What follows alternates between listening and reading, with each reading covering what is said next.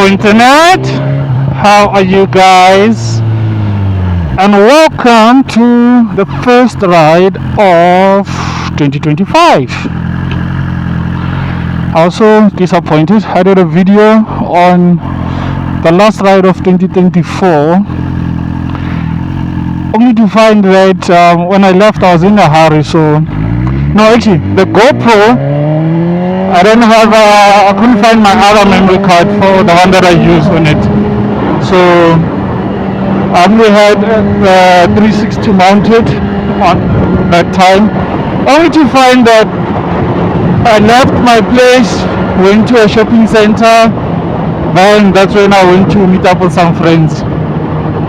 Turns out I didn't do the 360. I somehow switched it to single lens, and oh, that sucked. I had the mic connected, everything, and I was so happy because I was from home, having been away from the bike for quite some time, and the weather had opened up nicely to allow me to ride. Like the sun was out. It's not like today, like a cloudy day like today. The sun was out, it was nice and hot, and oh, the footage should have looked perfect with all the light. Then only parts of it are usable, the rest are not.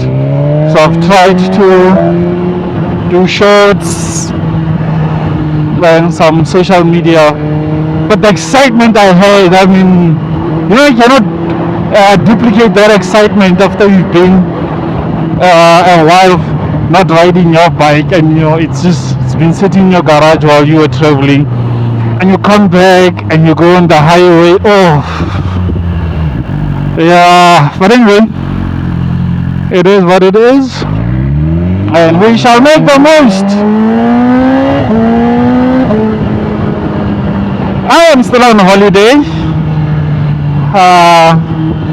but I think, I'm not even sure, my license disc for my car was delivered to the office.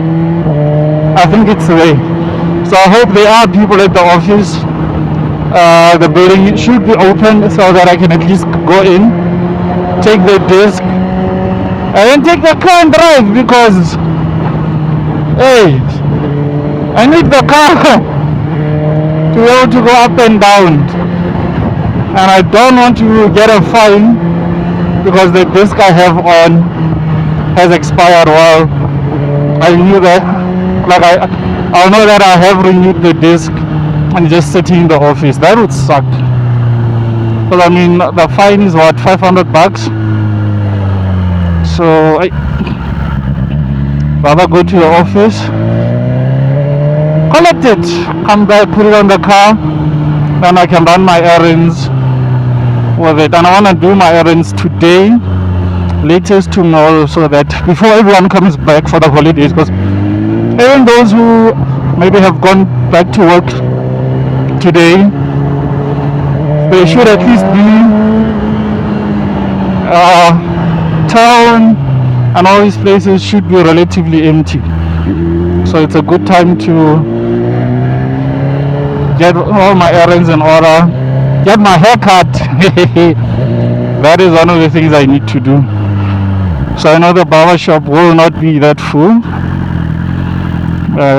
People might want to only do the haircuts this weekend and Sunday when they return from the holidays. Oh, I love that hill start assist. Not hill start, what's that? When I pull in the brake, either in gear 1 or neutral, I pull in the front brake, and then it actually holds the bike in place so that I don't have to worry about rolling while at a stop. I think I'll show it properly on the next one. And I have been on this bike for about just under 5,000 kilos. Well, that's a lot of riding. I mean, I've done those really I did that mileage in how many months? 3-4 months. So yeah, that's a lot of riding, and I want to do a review on the bike. I think I'm going to just do it for riding today and voice over some of it on my, especially when I explain differences with when I got it stock, the mods I've made. Obviously the one clear mod is the exhaust and the problems around some of these mods that you find that you put on your bike, especially pertaining to the BMW warranty. Oh, that can be a problem sometimes. That can be a real problem, because you put on exhaust, not just the slip-on, you put on the whole fucking thing, because even though the slip-on, it's quiet, it's got that big bread box there, the cat and the noise reducing box thingy, so you can't hear any of those pops. None of those are there. So you go on, put on a full system, but should something go wrong with the engine, most commonly cause burn, and then you need to do what's it called, warranty claim. They will tell you that you need to remove the full system, put in the standard system, then take it back to the dealership. Then the dealership will report it to BMW SA, who will then process the claim. Oh, this is what I'm talking about. I'm in neutral, the bike is steady, there is that H to show that it's still, like, I don't have to step on anything, not stepping on my rear brake, and it's still, so I can talk, do whatever I want to do, don't have to worry about that. That's a nice, cool feature. And then to disengage it, I feel like I'm running out of breath. To disengage it, you can just pull in the brake lever, and then you pull it in all the way, it disengages. So as I go to gear 1, you know, pulling the clutch to put in gear, also pulling the brake lever to disengage that.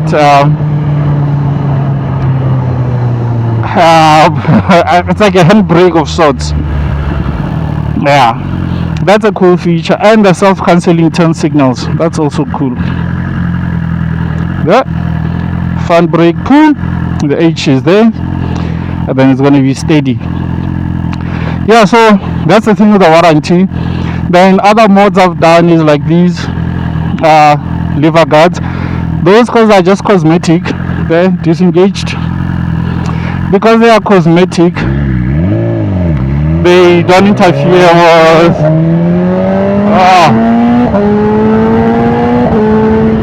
they don't interfere with your warranty. So whatever problems you have, they won't care. Oh, what did I do there? They won't care about that. Another mod I need to fill up. Another mod I did was sort of axle crash bars. I'll put up a picture of them. It's those ones that go through the front and rear wheel axle. So should I drop it, those will help protect the bike a bit. I have those in. I've got the integrated tail lights in as well. That also another problem. Should I have a warranty claim that is electrical, I need to put in the original tail lights back, or else they will say, these tail lights are the reason that your bike is messed up. Like right now, let's, God forbid, my cluster decides to switch off and stop working, I'll have to return the originals there. I've seen people put the Rizomos, those winglet mirrors, and then put the indicator somewhere down there. I don't like that look. For me, it's like the winglets fine, they look good, but if it was like the previous models where the indicators were not part of the mirrors, that's a different story. And I mean, coming from my Honda days, there were guys who would take those CBR 600, remove the lights, and put in the '09 up, the Fireblade had the lights, the indicators over at where in the mirror, like similar to these ones. So people would do that, remove the standard mirror to put those ones in, and it was like a nice mode, you know, give it that same look as the Jigsaw. And now that you have that on the S1000, you want to remove that, put in a winglet mirror, and then change the indicator and put it somewhere down there in the bike. I'm not gonna do that. I prefer these as they are, and they already have like this thin look here, almost like winglet type. And you know, your winglet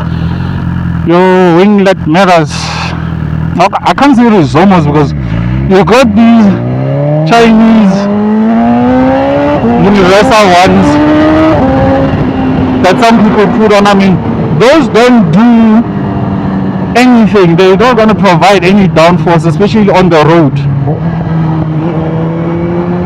And if you're on an S1000, you will have your winglets that will give you downforce that you will not feel when you are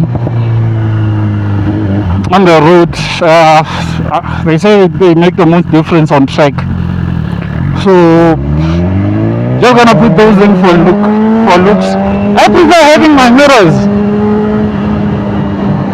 Now I'm able to look back. I know when I indicate, people can see, and I'm safe.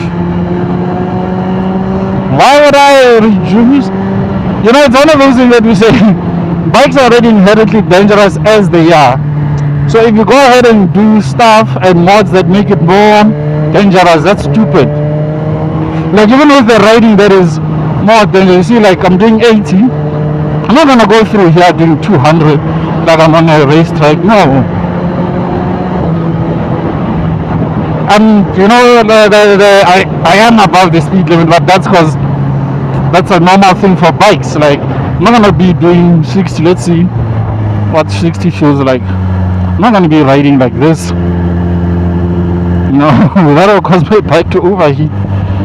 But I won't be ridiculously fast such that I risk getting into an accident. I risk people not seeing me doing stupid things. You didn't see that Benz back there that changed lanes without indicating. So I want something like that. Someone hit me and say, no, I didn't see you and you're going so fast.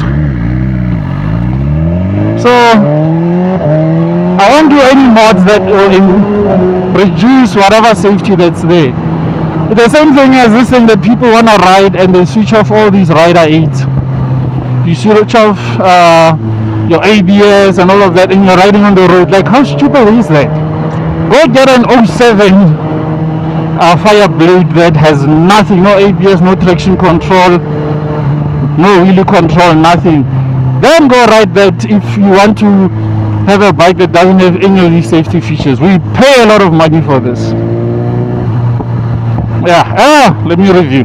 Let me give a mini short review. I've owned this bike, like I said, a few months. I've not had any problems that I was not responsible for. What I mean, there's something that got stuck on around the rear tire, and then that messed with my speed sensor stuff. Yeah, so I went and replaced it. I could have done it under warranty, but you know, the time and expense of putting in the original pipe, taking it in, coming back, it was cheaper to do it, to just buy those things straight from VW and go to my own mechanic and put those in. Besides that, I have not received any problems. I know there's been talk of, oh shit, what's this? Oil filters, damn, oil filters failing and stuff. And I know one of the guys from the Loud and Rowdy crew, his oil filter failed. I'll put the video in. His oil filter failed, and then it spewed out oil. Luckily, he didn't fall, because when I was going to a stop, he was actually drifting, because there was so much oil that went onto the rear tire that it lost all traction. But anyway, the fuck? And apparently there's a recall on some oil filters, an oil filter recall. I've not had any problems. I've really, like I said, my mileage is, let's go back to 4,461, and that has been in September, from September. So October, November, December, 4 months. No problem. I did my break-in mileage. I took it in at just over 1,000 kilos, I think.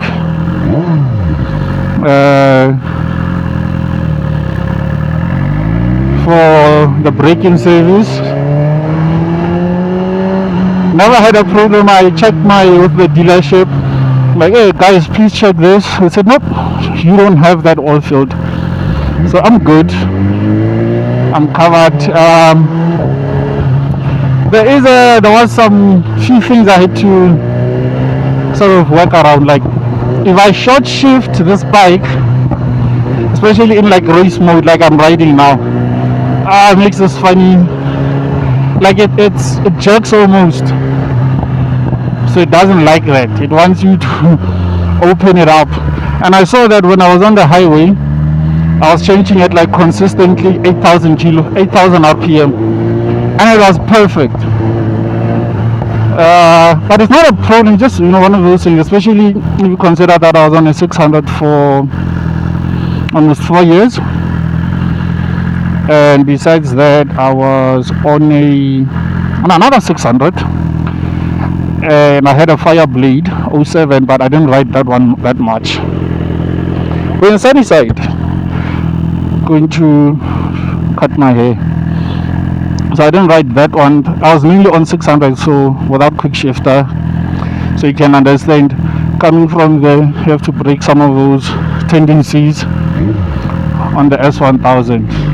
I think people who've been on like previous S1000s wouldn't have had a problem with such, because they are used to the if I could say, the riding style you need for an S1000.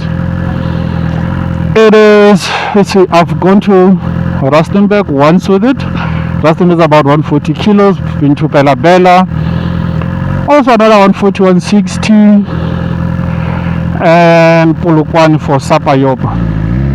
That's about 300 kilos, especially going to where I had booked, and it's been, decently comfortable. Not overly comfortable like if I were on a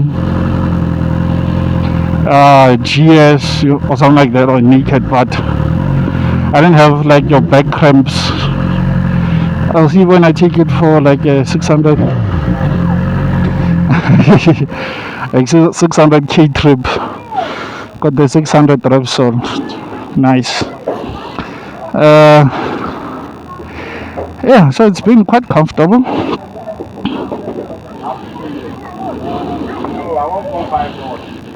Let's see,